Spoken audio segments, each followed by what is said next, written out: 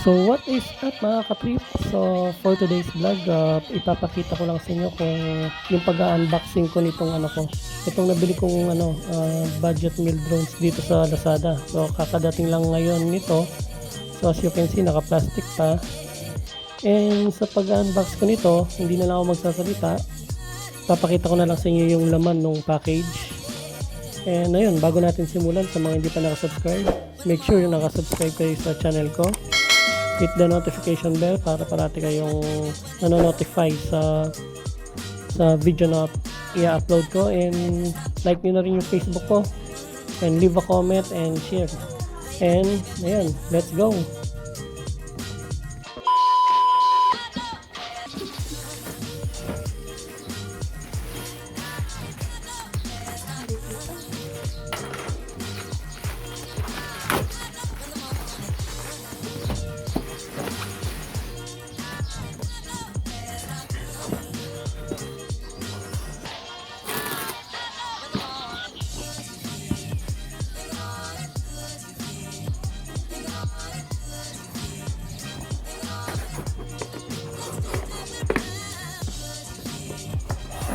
Okay.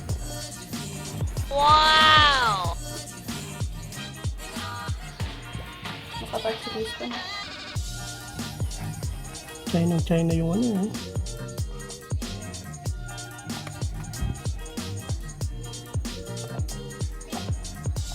Diba 3 yan?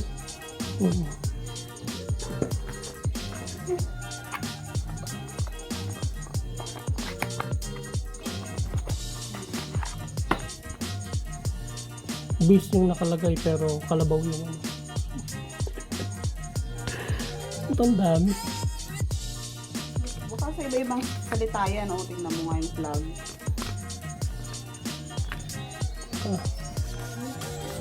Text.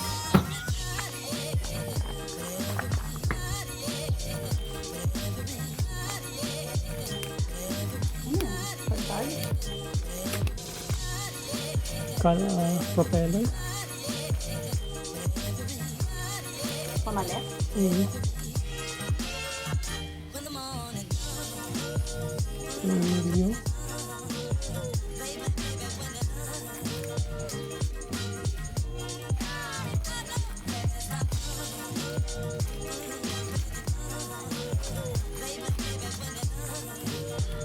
Problema lang nito, alam ko walang extra ang battery.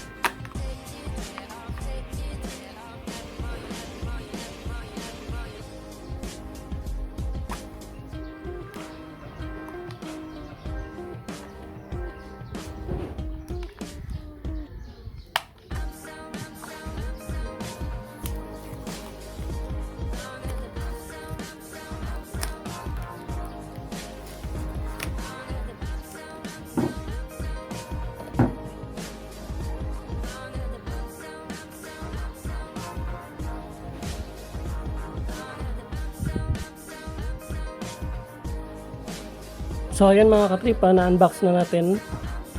Ito yung SG906ProBeast. Nakuha ko to sa Lazada ng 7,150. So dumating siya rito 1 week din, no? Yung iba 2 weeks and minsan umabot pa ng 3 weeks. Pero dito sa atin agad dumating. So ito yung remote niya. So mamaya babasahin ko yung manual. Then the battery, kunin ko yung hindi kasama yung battery. Wala siyang battery na provided para dito sa remote.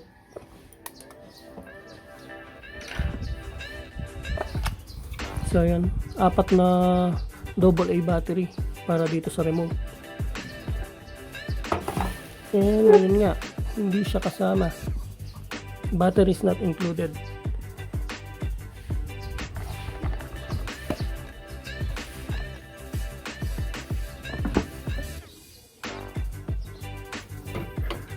Then ito yung pinaka drone.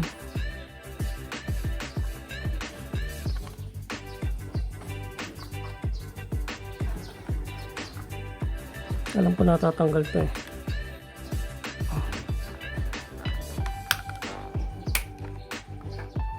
This is a 2-axis gimbal, mga katrip. Mamaya i-flight test natin syempre. Then meron siyang slot ng SD card.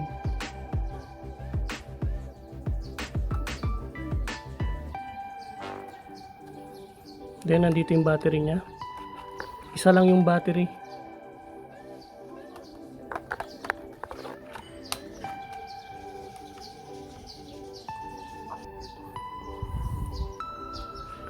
Then yung mga arm niya, tulad ng ibang mga drone, na-fold din siya.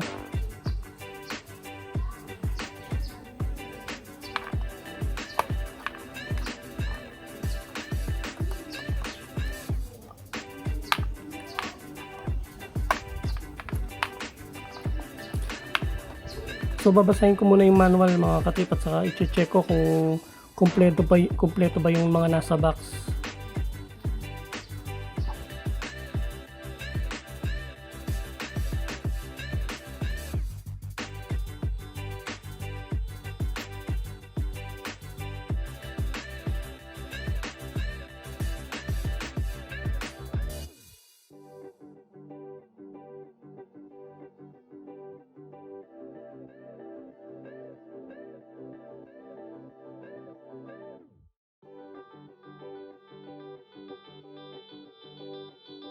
So yan mga kakatrip, charge ko itong battery ng drone. Then yung AA battery para sa remote.